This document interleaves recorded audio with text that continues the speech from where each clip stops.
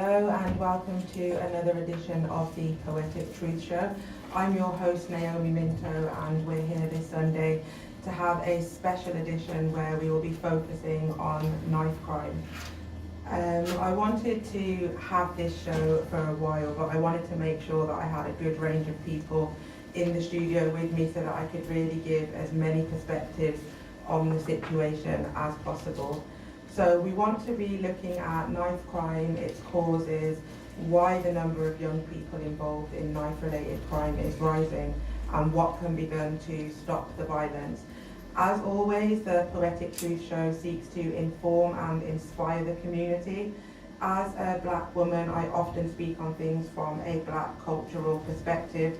But before we begin, I would just like to say that I think that knife crime is a problem within our community, but it is not just our problem. It is society's problem, and it doesn't just affect the black community. It's affecting people from all different ethnicities across the country. And there are many common factors which I believe underpin the rise in knife crime, and none of them are colour specific. So my first guest that I have on the show with me today is Alison Cope. And Alison is the mother of a young Birmingham musician named Joshua Rivera, also known as Depsman, who was tragically stabbed in a knife crime back in September 2013. So since his passing, Alison has campaigned in a number of ways to promote anti-knife crime and kind of speak to the youth, to push them to really think about their actions and the consequences of their actions. So I'd like to welcome Alison to the studio. Hello there. Hi Alison. First of all, I just wanted you to talk to us a little bit about Joshua and who he was as a person. Joshua was my only son, and obviously I loved him very, very much. He struggled in a lot of areas in life. In school, mainstream school, which eventually led to him being excluded. Then he started to get himself into trouble with the police, first conviction at the age of 10, which then led on to many, many convictions, getting himself into all kinds of trouble. But through all of this, I could see that he was reacting, and his behaviour was a reaction to the things around him. So rather than punish him, it was all about healing the pain inside that hopefully would stop the behaviour, and it did. And then he gave music a go and did incredibly well, was known by many, many people, and then I lost him when he was 18. But Joshua the person was a lovely, lovely young man, like most people are, not making great choices, and just needed that little bit extra support, guidance, and really to realise what he would lose if he made the wrong choices, which was the person that he loved more than anyone, which was me. So which gave me a real insight into young people, probably more so than, you know, a lot of the campaigns that are out there stopping young people carrying knives, but I'm sure we'll go on to that. Yeah. So what happened on the night that Joshua died? How did that happen? Joshua went out to an event. He was performing one of his tracks, a track called Reality. Now, a boy that he had known, and the two of them hadn't always seen eye to eye, nothing major, just, you know, young men, attitude, dirty look, little comment, and it started off over a girl, minor situation, quickly escalated to a punch, a fight, a push, and then again it escalated. Armani Mitchell is the boy's name. He was ejected from the club but came back, and he waited for Joshua, and it resulted in being at the edge of the car park, and he pulled the knife out, stabbed Joshua once, and it went straight into Josh's heart. And then Josh was taken to the Queen Elizabeth Hospital, and then that's just when the nightmare began. So did you get a call, or did the police come out to see you? Neither. The girl, excuse me, the girl that the argument was over, which it wasn't her fault at all, knew what me and Josh were like a team. We were like each other's best friends. She drove, very distressed, very upset, straight to me within, say, 20 minutes of him being stabbed, because she knew she had to get me. So she actually knocked the door and said Joshua's been stabbed. I then got to the hospital as quickly as I could. and just waited and waited and waited for an update, but because he was so unstable Yeah. and because of what they were doing to him, the next update was that he died. And what was going through your mind in that wait? I can just imagine it's like a mother's worst nightmare to have to, the Yeah. not knowing of what's going to happen. It's so hard to explain, because if the only way I can try and explain it is if you've got two sides of your brain arguing with each other. You've got one side saying he's in the best place, they will do everything they can to save him. Yeah. You've got the other side going, he's going to die, he's going to die. And it's like the two sides are arguing, but he's in the best place. You know, he's fit, he's young, of course he won't die. Yeah, but he's going to die, he's going to die. And you're fighting with that panic, so Yeah. you feel yourself, the panic and trauma's taking over, but you know you need to pull back in case there comes a point where they say Joshua is alert, awake, in a coma, in intensive care, and he needs you. So you're just fighting. It is the most horrible, horrible feeling ever. And they told me in the trial that if you stabbed in the heart, you'd die within 3 minutes, but Joshua fought for over 7 hours. And when they told me what they did to his body, you know, nobody in the world should ever have that done to their body. They cut his clothes off, they broke his ribs. They The hospital did? Yeah, To try and save him? yeah, because they had to get to his heart.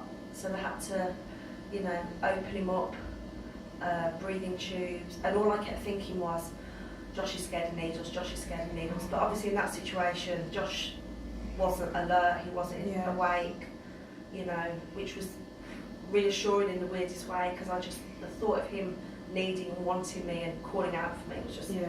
too horrific. And yeah, he had 7 heart attacks, which I know a lot of people know, but that really hurts me, because on the other hand, I just think, was there a part of his brain that was alert? Was there a part of his brain that was thinking, I don't want to die, I want my mum, Yeah. I can't leave my mum? And that hurts an awful lot, thinking, was he panicking and fighting, desperate to keep going and keep going? But he had 7 heart attacks, and then at 5:58 a.m. he took his last breath. And that was when he died. And that changed everything for Josh, but it also changed the life of the 18-year-old boy that went out with a knife on him, probably never thinking in a million years that would be the night that he became a murderer. So And what are your feelings towards Armani now? I've never had any hatred towards Armani, and I think that is very much because I had Josh. As I was the one with the naughty child. I was the one with the child that was probably going to do something. Yeah. You know, so I look at Armani and just think, you are a normal young man that has gone out and made a horrific choice that you will probably regret for the rest of your life. You're not sitting there happy, I don't believe. You know, so I can't hate him any more than he's done to himself. So how long did he get in jail? He got a minimum of 18 years. When he's up for parole, if he gets parole after 18 years, they will look at everything. Has he been remorseful? Did he plead guilty? Neither of those things have happened yet, and so He hasn't been remorseful? not directly to me. No. You haven't spoken to him, or he hasn't written a statement or anything like that to you? No, he hasn't. Not yet. That's a shame. So after this happened, how did you find the strength to go on, and not only to go on, but to actively start campaigning on behalf of other children, other parents? For me, there was never that moment I woke up and thought, this shouldn't happen, I need to make a change. It was never that moment. It was, you know, I'd been through so much in my own life with Joshua, without Joshua, that sadly the reality is I'm a very traumatised human being, and so I can appear that I'm incredibly strong, incredibly able to stand up without crying, Yeah. but post-traumatic stress is what I suffer from, and it makes you act in the strangest way. So I can just speak about it as if there's no emotion, but that's because I'm deeply traumatised. Yeah. And when Joshua passed away, what happened almost immediately was so many other young people that couldn't bear the thought that they had lost either Joshua, either Depsman, or a music person that they looked up to and felt a real connection with, could not cope with their emotions. 14 years old, 15, 16, 17, up to about 20, very young, vulnerable age, turned to the thing that was closest to Josh, which was me. And so it was like a natural progression to just continue the hugging, the looking after, the caring thing. It wasn't, I didn't make a decision to do that, it was just a natural reaction. And then all of a sudden people realised that how is this woman managing to contain hundreds and hundreds of young men and their emotions without them retaliating, fighting. Yeah. And it was just trying to make them think, and then it just took on from there, and the police thought, oh, she's got a voice, and we'll, use that voice to try and contain, young people, and it just took off from there. So that's how you ended up working for the Office of Crime Commissioner? Yeah, for West Midlands Police, they contacted me. There was an ongoing project. The lady that had done the project had left, and they asked me to step in. And so there has been a lot in the news recently. I've seen a few articles on Birmingham Live about you made a statement to Birmingham Live about how you felt the knife crime crisis was being handled by West Midlands Police, which is something that they weren't particularly happy about, and as a result of that you lost the role of in the Office of Crime Commission. Yeah, it wasn't as simple as that, but that was definitely part of it. My conflict with them has been going on behind the scenes for almost 2 years, but what is the root of the conflict between you and them? It started off, so it's all very complicated. It started off 2 years ago. My mum passed away, and I was shocked that they phoned me the day after my mum had died to check I was still doing the schools on the Wednesday. So 3 days after my mum had passed away. Yeah. And I thought, I'll just do it because the kids are waiting for me. Yeah. And then it kind of dawned on me that they weren't paying me to do it. They weren't caring the fact my mum had died. Yeah. So it just dawned on me for the first time, well, actually, they could not care less about me as a human being. And this isn't okay. I am not a tick of grieving mum, token white person. That isn't me. I am somebody that will not back down from something when there's children's lives at risk. No way, under any circumstances. So I called a meeting with them. I said, hang on a second, you're not paying me, blah, blah, blah, blah, blah. You couldn't care less when mum had died. Why you haven't even sent me a card and pretended to care? Yeah. I'm not having it. Lots of arguments. Lots of, oh, okay, Alison, we will now pay you this amount. I was like, okay. And then a few months later, they came to the decision that I could carry on, but they were going to cut the PRUs, the youth offending teams, the most vulnerable. So again, off I went, called a meeting, wasn't having it. Lots of discussions, shall we say. Yeah. Then they reinstated the PRUs and the youth offending team. Then the Gangs and Violence Commission, and a year ago, the police asked me to go to a children's home, and there was a boy going crazy outside this children's home. And they said they think he had a knife on him or a machete, but could I try and speak to him rather than them, taser him and get him down. Yeah. So I managed to get him in a room, speak to him, using very much the hook of who my son was. Not me, because I don't think he'd have listened to a word I was saying if I wasn't Josh's mum. Yeah. And then he turned from this, he's a gang member, no family, very, very sad little boy, 15 years of age, but he was hurting, and that hurting was causing these major problems. So I managed to speak to him, calmed him down, really engaged with him. I even went back and took all the kids from the children's home to Nando's, not because I'm this amazing nice person, because I wanted to show him that he was important. And then I went to the PCC's office and I said, listen, Gangs and Violence Commission has been put in place to help young people of the West Midlands, gangs, knife crime. Please tell me who have you funded with all this money you've got? Yeah. And they ignored me. And I remember thinking, what do you mean? You think, how are you ignoring me? So me being me, straight back again, straight back again, straight back again, irritating the hell out of them. And I bet they're probably thinking, go away, no chance. Then the press came to me in September saying, Alison, how's it all going, Gangs and Violence Commission? I told them. I said, it's not. I said, I told the truth. Yeah. And then they cut me from a knife campaign that benefited the public. And so me being me, straight at them. How is that in the public interest? Yeah. You've just put lives at risk again. And in that year's time, I've had boys come to me saying they're in gangs in Smithswood, where a young man recently lost his life. Another boy, gang affiliated, a 10-year-old boy being used to run drugs.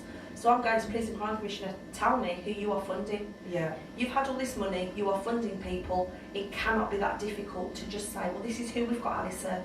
And even now, after all the press, nobody has rung me up saying, listen, either you've got the wrong impression of the Gangs and Violence Commission, that is not what we do, Yeah. or here are the people that can help these children, or we don't have people in those areas. However, because of duty of care, we've investigated, had a look, and we can refer to these people. Nothing, they've just gone silent, and that is an absolute disgrace. And I cannot, for the sake of funding, agree with them when children in the West Midlands are losing their lives. They're in Parliament saying to Theresa May, we are doing everything we can to prevent knife crime. Yeah. No, you are not. So what are they actually doing? Like, it I seems couldn't like tell there's a you. lot of conversation about knife crime, Yeah. but there is no genuine action or plans for how to combat knife crime. It's just a whole lot of talking. It A seems whole like lot at of this talking, point. meeting after meeting after meeting. Even someone on the Gangs and Violence Commission said he had concerns that nothing was in place and nothing was happening. And they emailed me a list of some people that were funded, and I had a look at them, made contact with a few of them, saying, I've got a 10-year-old boy, I've got these gang members, who can I help? No response. And it's just like, I don't understand how we cannot get help for these children. And I understand money isn't unlimited. We cannot just make a service appear. Yeah. We might have to go through referrals, we might have to go through a process. Not a problem. But we haven't even tried. What if that 10-year-old boy goes out tonight, tries to do a drug deal against a grown man, and his life's ended? Yeah. We have failed him, yet we will look at him in the press and go, 10-year-old, young black male from a drug family. And no one will As in, care if no it one will even care. makes the papers at all. That's And the thing. I could actually swear, but I'm not going to. But for me, I am so angry. These boys, I mean, honestly, I went in like a little, and they're looking at me thinking, she knows nothing about anything. Kissing their teeth, rolling their eyes. I was in heaven loving. Yeah. And because I know what I'm talking about. So they're going on and then I got them as soon as they knew I was talking sense, had them. And for some of them to come up to me afterwards and said, listen, we've got a bit of a problem. I said, what is it? They said, we are in a gang and we are doing this and we are doing that and we are knife carriers, but we don't know how to get out of it. Yeah. So I'm like, I will find someone to help you. Yeah. And then there's nothing. Then there's no nothing. support. And you No. personally can't take on every child and No. their issues, which I'm sure it's hard not to want to mother all of the children. But for me, what we should at least do, if nothing else, is try. Yeah, definitely. No. There needs to be something in place. But I think as far as the police are concerned, it doesn't seem like they're very interested in engaging with the community. When people talk about the police, it's more, it's not even really crime prevention, it's more after the fact. Like, we need to be doing more longer sentences, we need to be doing more stop and search. There doesn't seem to be anything about... Yeah, for me what I've seen is on the ground, so the ground, there are some very good police officers, very good, that are absolutely caring for the community. There are some, I can't sit here and say no there isn't. Yeah. There are, then you go further up and then they just seem to be detached. Then you go even further up and they live in Cloud Cuckoo Land. Yeah. And the fact they have never in 3 years even watched me speak, just, I find hysterical. But they'll want to pull me out. It's like wheeling out the tick box, victim's mum. Yeah. And we'll push her out when we want her and say, oh yeah, well that's my son's a knife crime. It should stop. But that's just not what I am. I can go into a room of whoever, whatever, wherever, and make them think. Not all of them. I'm not living in Cloud Cuckoo Land. Yeah. So there's 400 kids I speak to. There might be one. One out of that 400 thinks, whoa, hang on a second. And it's worth it. Yeah, It absolutely. is But definitely. what I then need to do is get the person that can assist them further. For example, I was in a gang, I got out of a gang. This is how I did it, Yeah. and I've managed to get out of it, and then I'm just advising you, along with the other agencies, and we've stand a chance that child won't kill someone else's child or end up serving life, because either of those aren't a success story. Just shoving them in prison isn't a success story, So, do you think the government are doing enough to combat everything that's been going on? I mean, Theresa May's government, they don't really accept that their policies have any effect on the rise in knife crime, whereas I would argue that the fact that poverty rates are increasing, things like that must have some kind of effect on youth violence. And Yeah. services being cut, all these youth services. You don't see people in Chelsea, London, living in their £5 million houses going around stabbing each other. But what they'll do is they'll turn their nose up and go, oh well, it's certain kind of communities. No, Yeah. it isn't. It's sometimes young men, young women that struggle for lots of reasons, you know, psychological, poverty, all kinds of things, and then they're exposed to some really negative influences and they're drawn in. Now, whose fault is that? Is that the child's fault, or is that the fact that we've putting them in a very difficult situation? But I think as well, for the government, I don't think it helps when they've invested millions and millions of pounds to prevent youth violence. And for example, last week on Monday, West Midlands Crime Commissioner was there at Downing Street telling them that they were doing everything. So they're taking advice from the people like the Crime Commissioner, and then on the, you know, when people like myself expose what's actually really going on, it's no wonder. It's no wonder the government thinks everything's being done when actually there's people with big salaries in offices.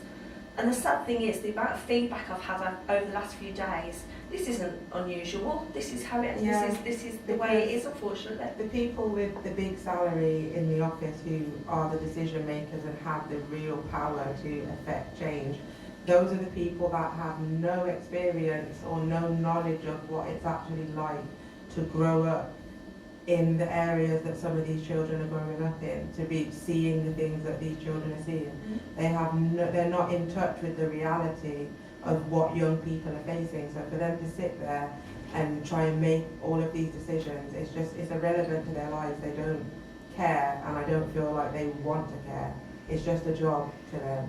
Yeah, and they're so judgmental. When you say, for example, 15-year-old boy that's got a major attitude, swearing, kicking off, carrying a knife, selling drugs, but then you look at that child's life and look at what they've been exposed to and seen, stabbings, violence.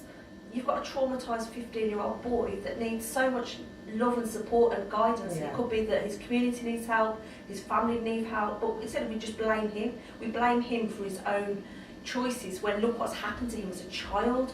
We're talking about them as if they're a responsible grown-up. Yeah. And I cannot, and I can only talk about my experience with my own son. And my own son was one of the naughtiest people I've ever met in my life. And I looked at him and I just think, I don't know why you've been given to me or where you've come from, Josh, but you are crackers. And he was nuts. But I absolutely adored him. And I could see that, ignore the fact that he's telling me to F off every day and offering to fight me, because you could see that inside was pain and that was coming out. But if I'd have written him off the first time he offered to fight me, then he would have been probably a statistic in a different way. Yeah. Sitting in that prison cell, and you know, when people say to me, "Oh, is it just black crime?" All I can say about that is I've met many people that aren't black that are criminals. Yeah. I've met many people from everywhere, and what we do is we portray that image to the world, and so they don't think, you know, somebody sitting in the house that's white with two white children, think, I don't need to have this conversation about knife crime. And then all of a sudden, knock, your child has been arrested for what? Stabbing someone. And then their world falls apart. Yeah, that is very true. And I think that's one of the big issues I have with this whole conversation is when it's painted out to be just a black issue. And bearing in mind that if you're a young black child at school, you're more likely to be excluded from school. You're more likely to, as a result of being excluded, end up in bad company. As a black male, you're more likely to be arrested, you're more likely to go to jail. And it's not because black people are just inherently more violent or naughty or bad people. It's because of the bias within the system that just finds ways to kind of, not entrap them, because obviously people are making their own decisions, but people have a way of giving chances to people who look more like them. Like there might be two kids in a class, one white, one black. They both might display the same behaviours, but the one that looks more like you as the teacher, you might be more lenient with them, give them more leeway.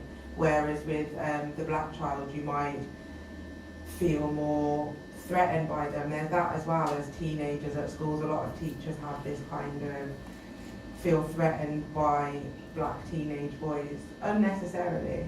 I've had, my partner told me a story about when he was at school, walking to go outside, put his hood up, and a teacher was like when she walked round the corner, like she thought she was about to be attacked or mugged or something. But who is giving her that message? The press, the news, It's society. Yeah, It's a society problem. Yeah. And I've seen that. I've also seen places where that doesn't happen, where it does happen. And this is why I think it's such a mess, because we can't pinpoint one problem area and solve it, because there isn't just one problem area. There is so many. But how dangerous is it to feed, you know, the 99% of the public that won't ever be touched by knife crime with the image that the only people they need to be concerned about is young black men?